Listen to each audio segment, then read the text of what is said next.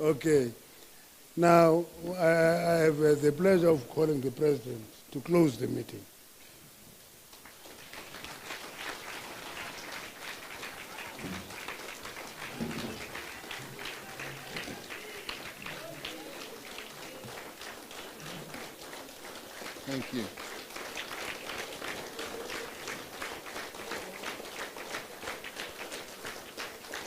Thank you. Thank you, comrades. Deputy President of the African National Congress, Comrade Paul Mashatile, Secretary General, Comrade Figile Balula, National Chairperson, Comrade Gwede Mantashe, Deputy Secretary General, the First Comrade Nomvula Mokonyane, and Comrade Gwen Ramaphosa, the Treasurer General of the African National Congress. Members of the NEC, fellow South Africans, let me begin tonight's closing remarks to the meeting of the National Executive Committee by congratulating the Springboks,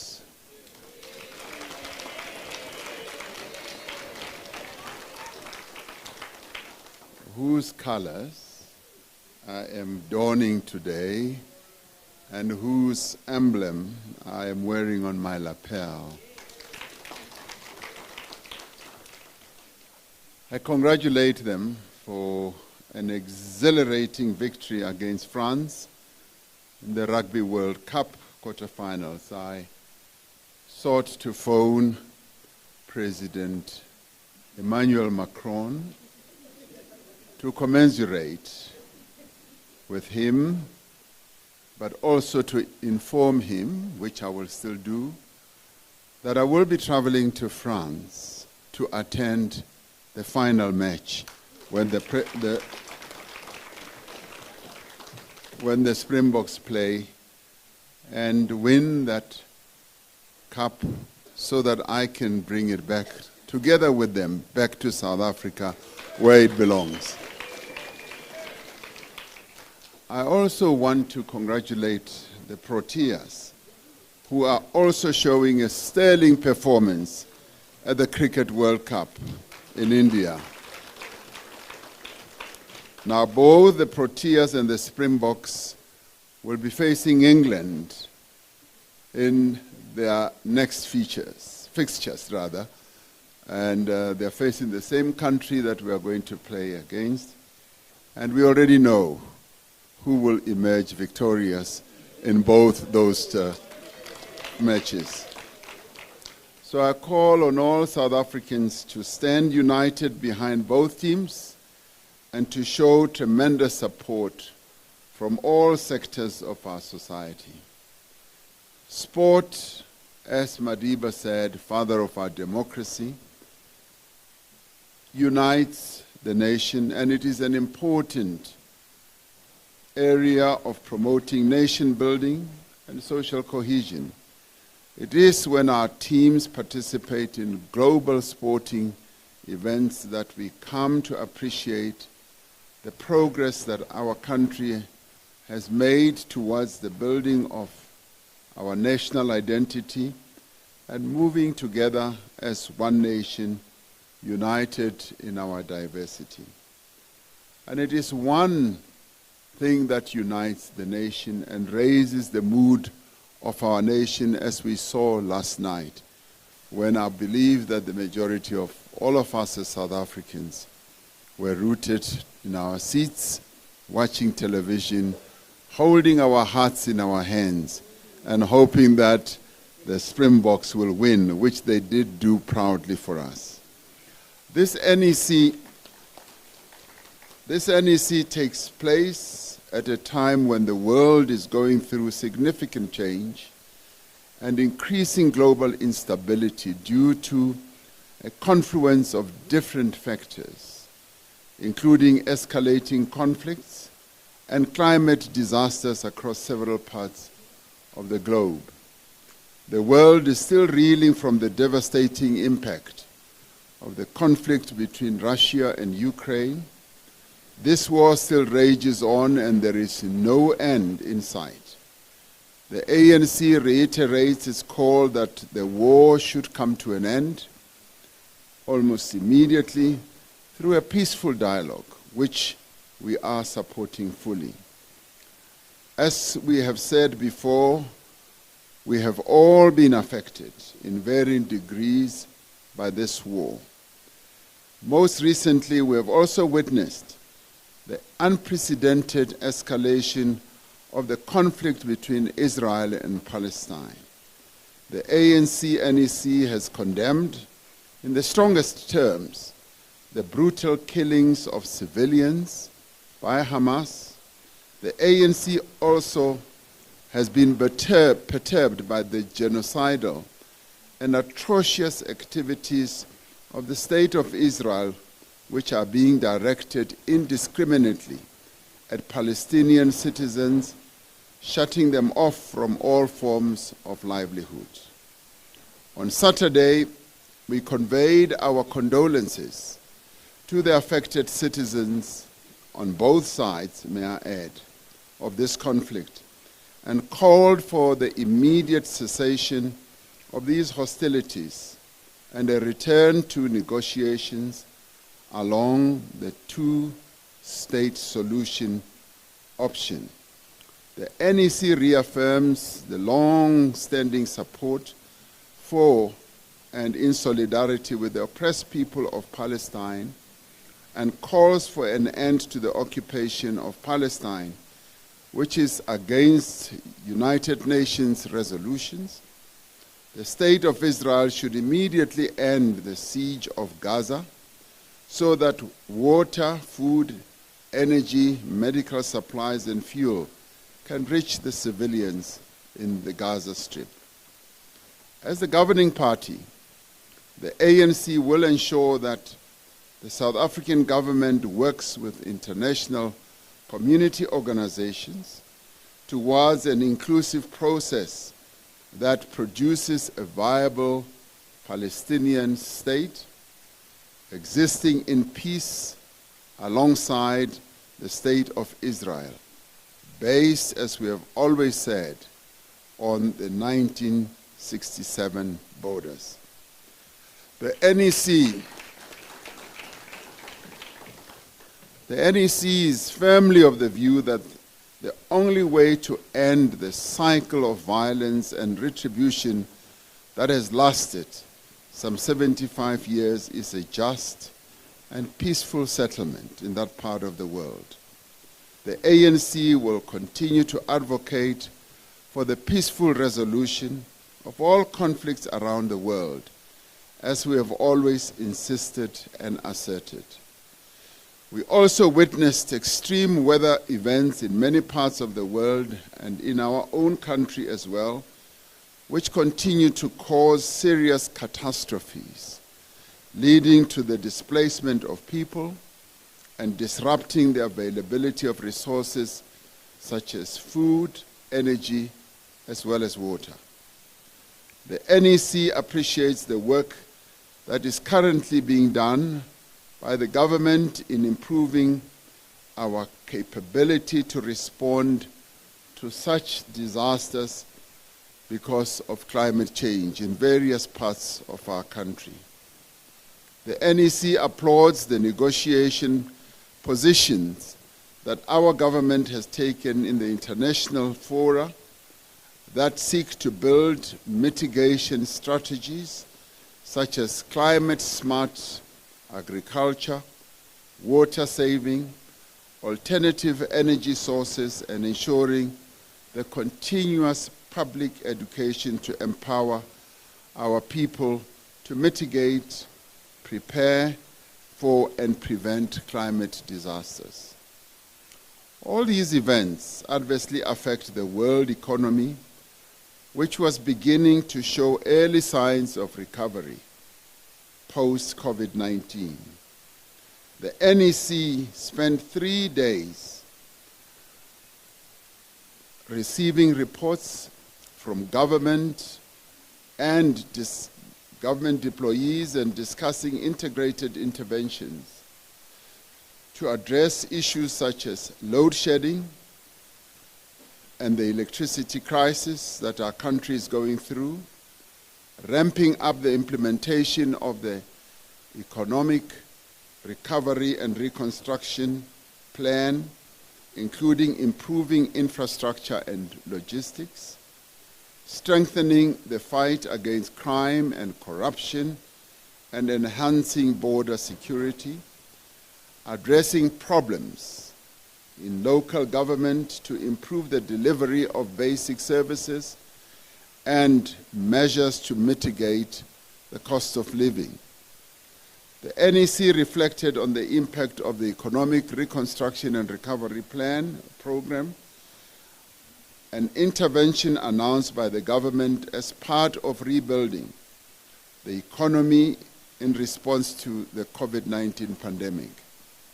These interventions have enabled, in many ways, our country to remain resilient, and indeed our economy as well, and build partnerships for economic recovery with our social partners. Key to the impact of the ERRP is the latest employment figures from Stats SA, which showed that the number of people employed in our country has almost returned to its pre-pandemic levels. We've often said that our economy lost about 2 million jobs as a result of COVID. However, those who interrogate these figures actually say we lost more than 2 million people because the other 2 million people who are in the informal sector possibly have not been counted. So COVID-19 had a much more devastating impact on our economy than we can even begin to imagine.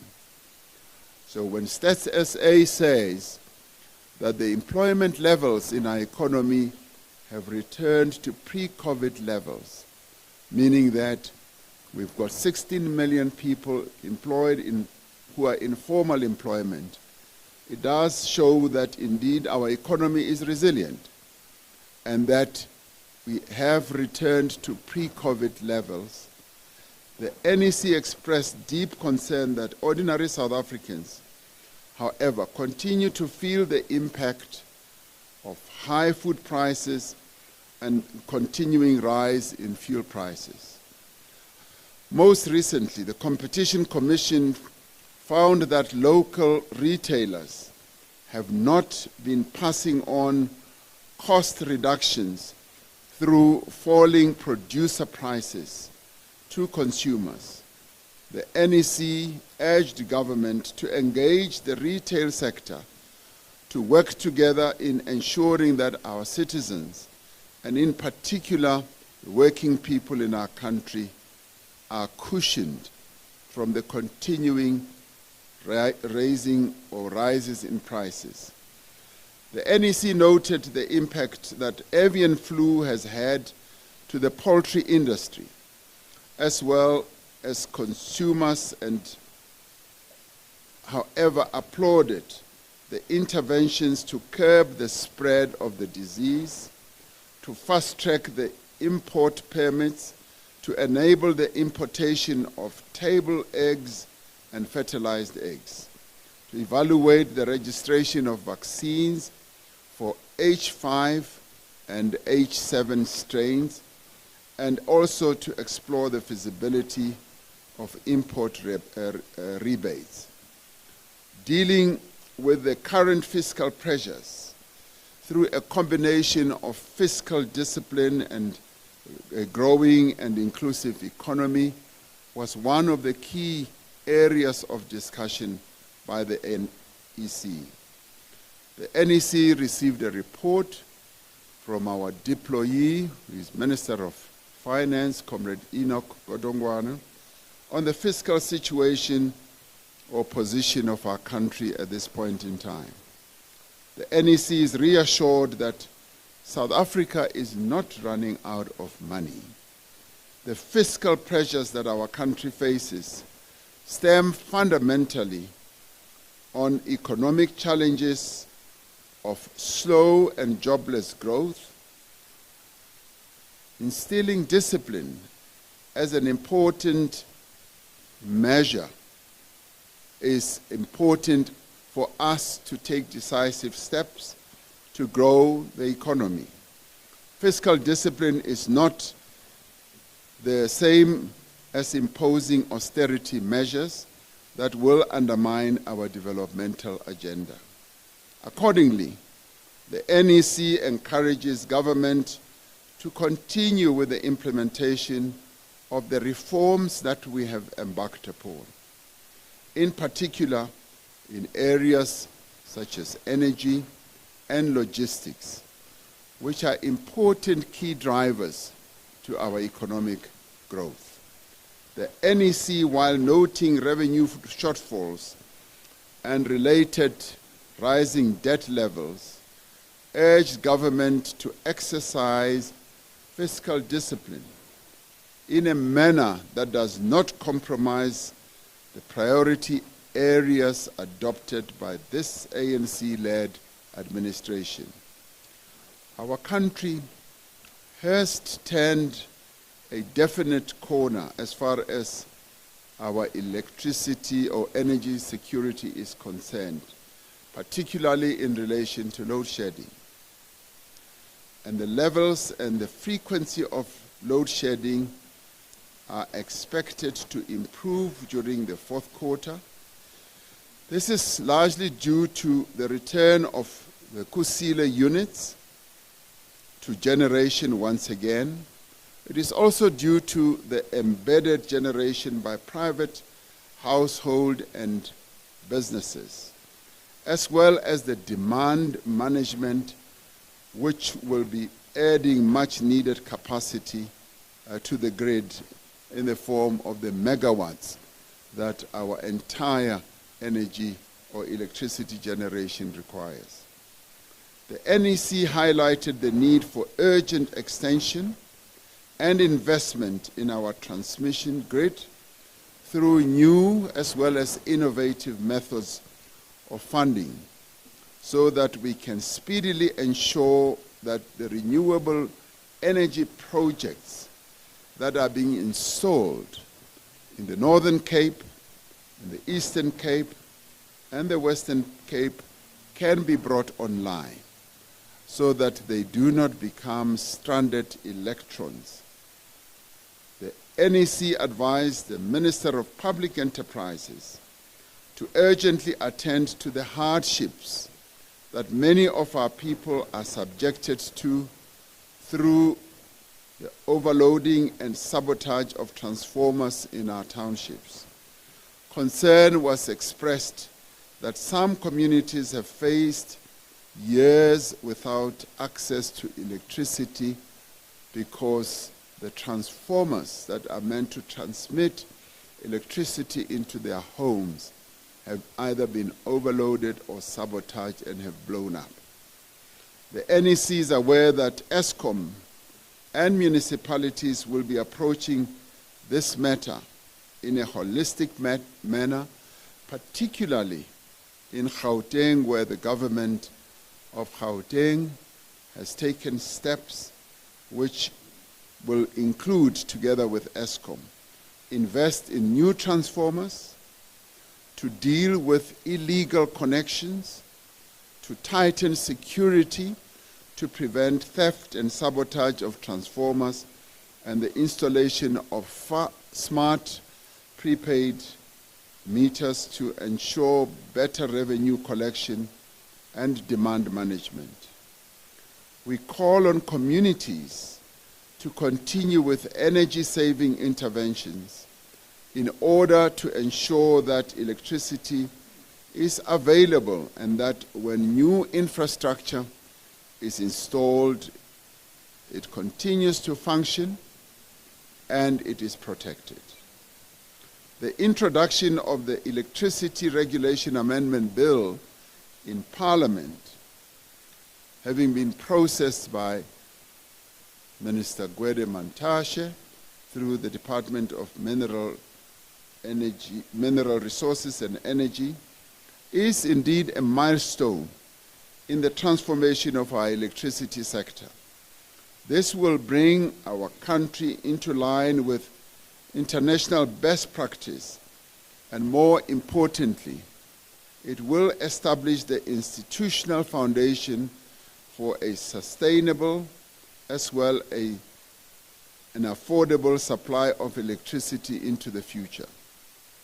The NEC welcomed the hosting of the Green Hydrogen Summit that is currently underway in Cape Town, which demonstrates our country's hydrogen roadmap and the commitment of our government in expanding our energy mix in order to build enough reserve and capacity for our economy.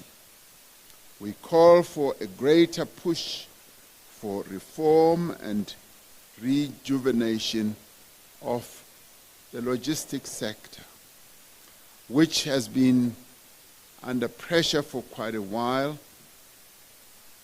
Earlier this week, the new board of the Transnet National Ports Authority was appointed, giving effect to a long-standing policy decision to separate the roles of the state as the owner of ports infrastructure from its role through Transnet's operating divisions as the port terminal operator.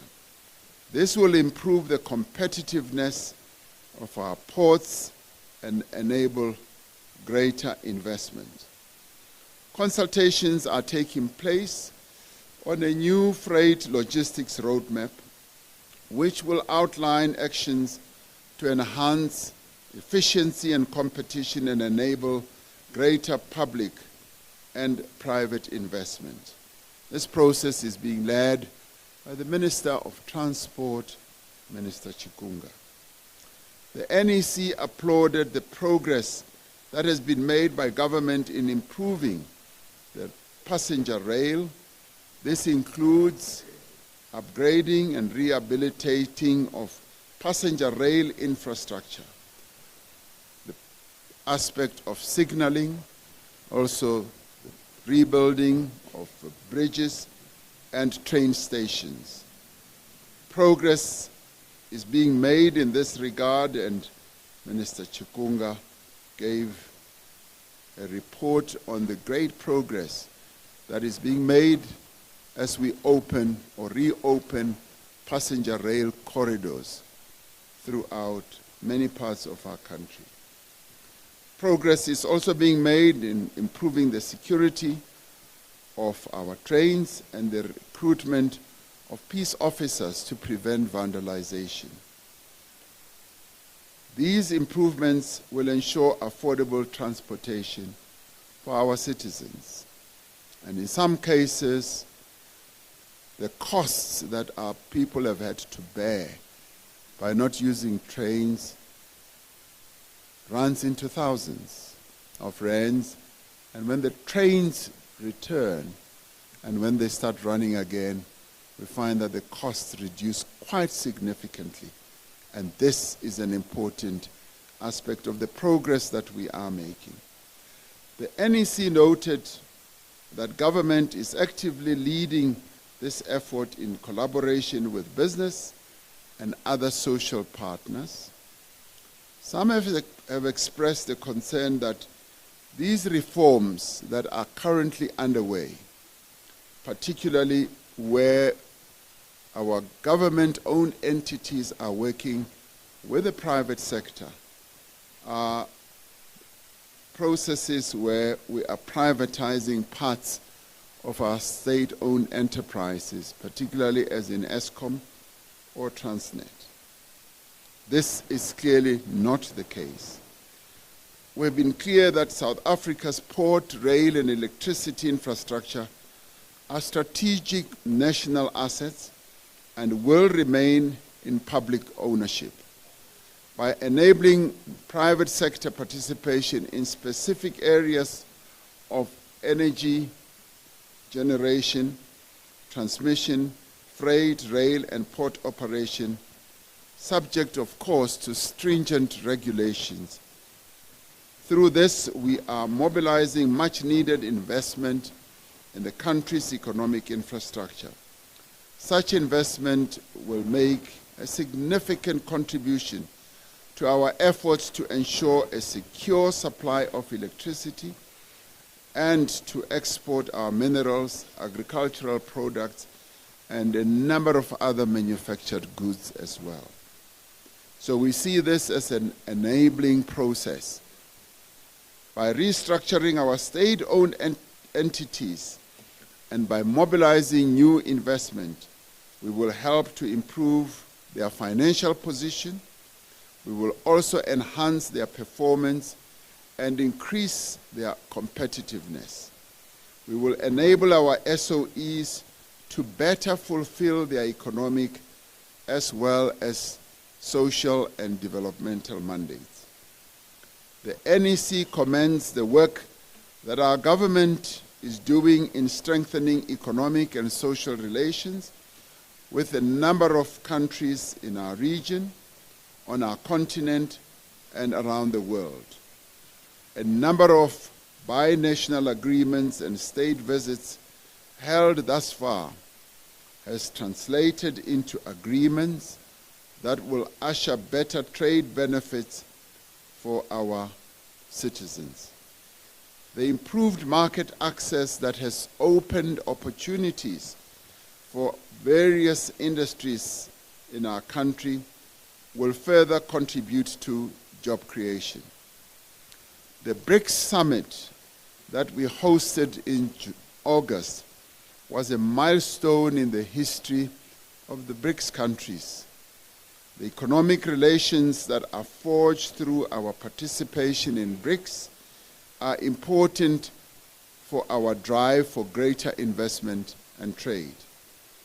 The NEC appreciated the peace-making processes that our country has been involved in various parts of the world, as well as far as Ukraine and Russia. South Africa will be hosting the AGOA Forum next month. This is an important platform to strengthen economic ties between countries on our continent and the United States in a manner that contributes to our continent's growth and development. We now have an effective partnership with organized business around practical actions in a number of areas, particularly in electricity, in logistics, and in combating crime and corruption. Work is getting done and the effect is starting to be felt. And this is the processes that are unfolding as we seek to button down what we've often called for, which is a social compact. And we have said that we're going to continue building social compacts in a variety of areas until finally we build a comprehensive social compact with all our partners. Government has also been engaging with organized labor on how to address the immediate challenges facing the country.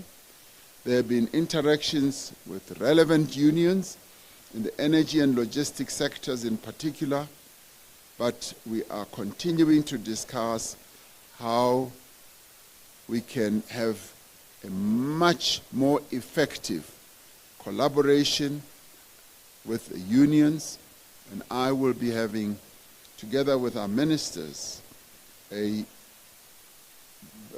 bilateral with our unions where we will discuss a variety of matters at length and at depth.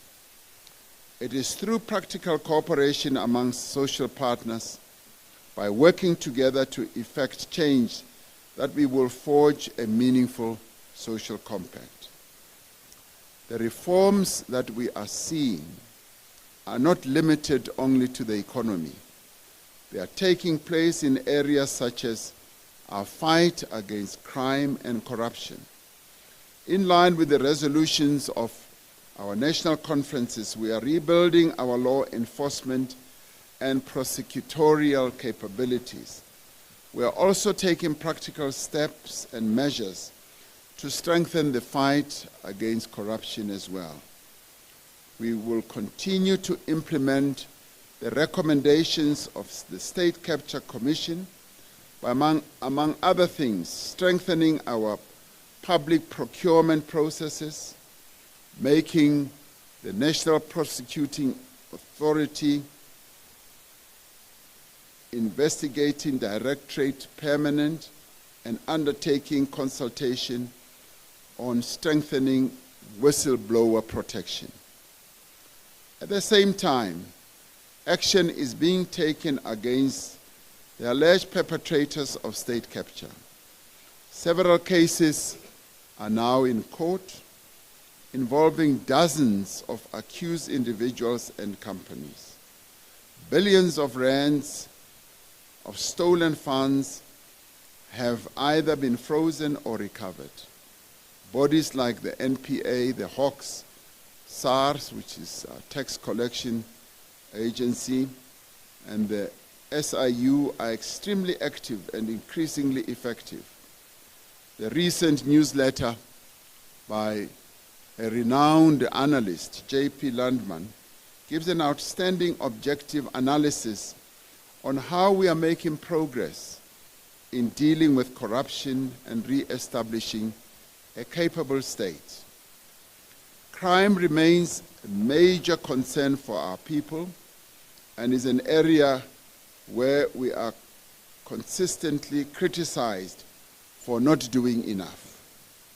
The NEC received a report on the actions that are being taken to address a variety of acts of criminality. Minister Bheki Mcele gave a fairly comprehensive report on the measures that we are embarking upon, that are being embarked upon, and are actually being acted upon. With regards to illegal mining, the Zamazamas, the construction mafia, through interrupting the entire value chain of the activities of these people who participate in these areas, from underground mining to selling of illegal processed minerals, we are beginning to make progress, and we are ensuring that they are arrested and dealt with. The NEC noted the progress the police are making through Operation Shanela, which aims to combat violent crime through increasing intelligence-led investigations, police visibility, the deployment of new technology, and the involvement of civil society in building safer communities. The NEC encourages ANC structures to strengthen their involvement in community policing and other safety forums and work with law enforcement bodies to build safer communities. As agreed by the NEC, national and provincial government have been requested to intervene in a number of distressed municipalities to support and capacitate these municipalities to perform their functions. Work is underway to make such interventions a reality, and this work must be supported by the provision of the necessary technical and financial resources, obviously noting the existing fiscal constraints that we have to work under. The NEC received a progress report about measures that are being taken to address water and sanitation challenges our country is facing in a number of areas. The report spoke to the various actions that are being taken. through the Department of Water and Sanitation, as led by Minister Senzo Mkhunu. Cooperation of different spheres of government is indeed required to improve service delivery. Service delivery challenges are being addressed on an ongoing basis. The improvement of service delivery is being done through our district development model, our various water boards, the various other government entities, Department of Human Settlements, COCTA, as well as Treasury. The NEC expressed its pleasure at seeing the progress that is being made, where we're now beginning to focus more on key areas, particularly at municipality level, where action is needed and where progress is now being made. Deputy Minister Pakstau gave a report on how we are going to be proceeding forward to take action, to make interventions in key municipalities in various parts of our country. The NEC expressed its concern at how the payment of grants to the elderly in our country and other grant beneficiaries was mishandled during the month of September 2023.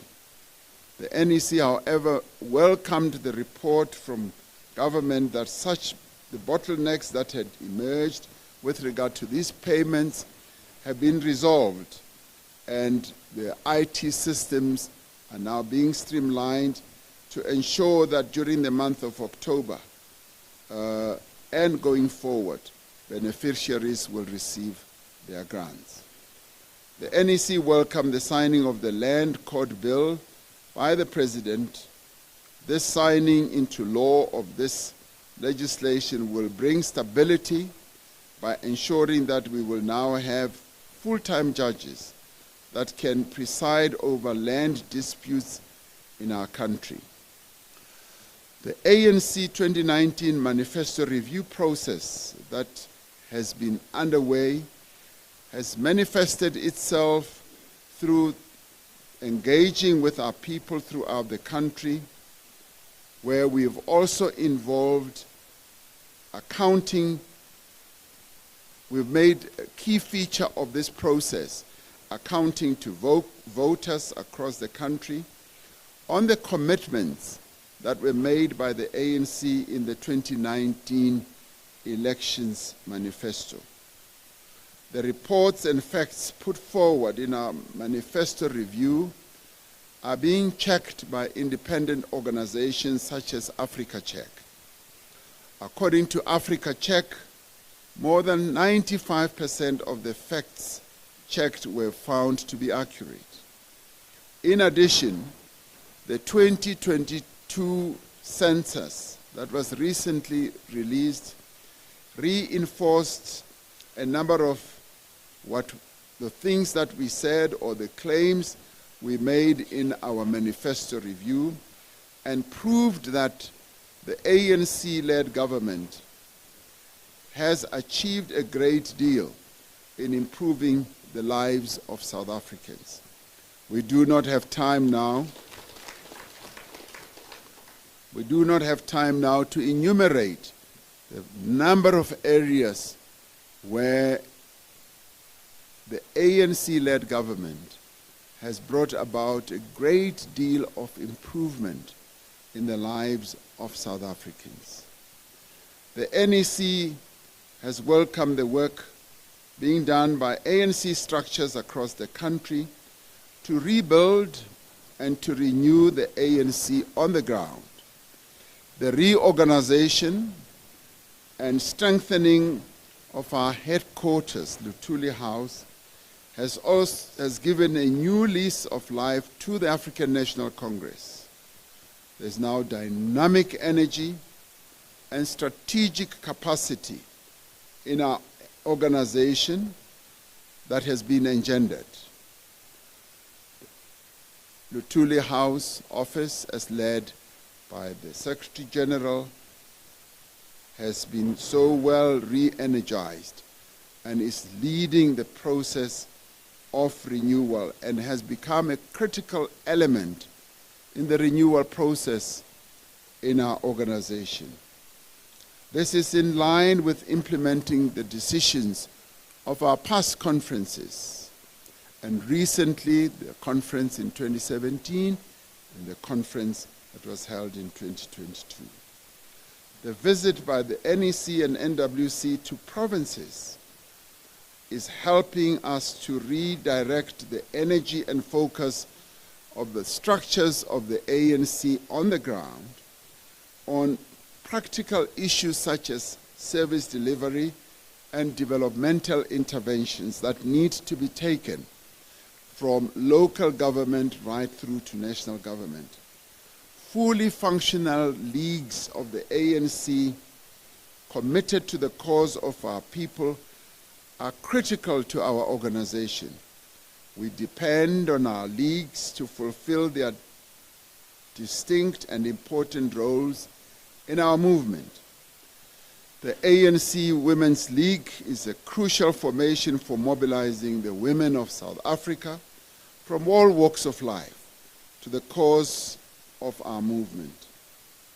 We depend on the Women's League to organize and mobilize women so that we can build gender equity in our society and effectively campaign against the scourge of gender-based violence. And the Women's League is to be congratulated for giving leadership on the whole issue of fighting against gender-based violence. The ANC Youth League, united and disciplined, militant and roaring on behalf of young people, was absent from our national stage for 8 long years. The movement felt the absence of the Youth League. The Youth League has now been reborn and revitalized, being revitalized.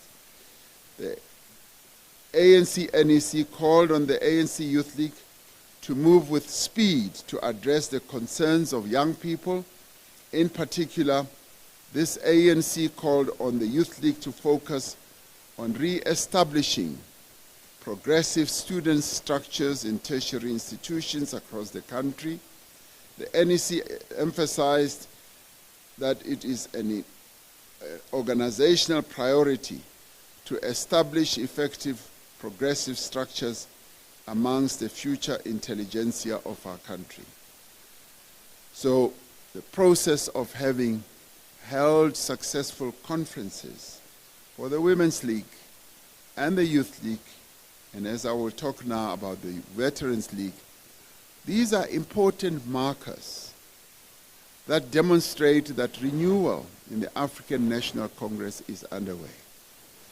Veterans League remains at the forefront of the renewal of the ANC and building and strengthening our movement. We are therefore looking forward to working with the new leadership of the Veterans League to develop and enhance programs to take our movement into the future whilst maintaining organizational ethos, culture, and traditions. The appointment of veterans to lead the Integrity Commission and disciplinary processes is part of engendering discipline and integrity back into our organization. The veterans are also working closely with the political education team to revive political development and cadre development in the movement. There is a keen interest and determination on the part of the NEC to ensure that renewal of the ANC should succeed during our term of office, building on the work that has been done since 2017. And all these developments and many other initiatives we have embarked upon in our organization are proof that the process of renewal and unity is firmly underway, and as we have said before, it is irrevocable and it is irreversible as well. Renewal should never be seen as a one-day event. it is a continuous process. There are times when we will take 5 steps forward and 3 back. But the commitment that we have made in ensuring that there's renewal in the ANC is a commitment to which we have said we will not reverse from, and we will always seek to move forward. We must keep at it and reposition our organization.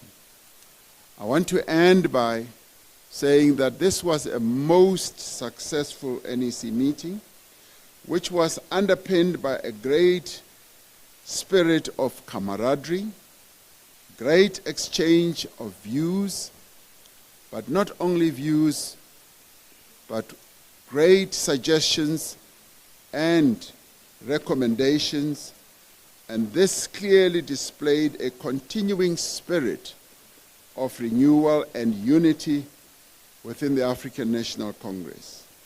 So in the end, the ANC is on this path of renewal and unity. I can testify that as president, I saw no signs of disunity, no signs of the ANC stalling on its process of renewal. So in the end, the ANC lives, the ANC unites, and the ANC leads. Thank you very much.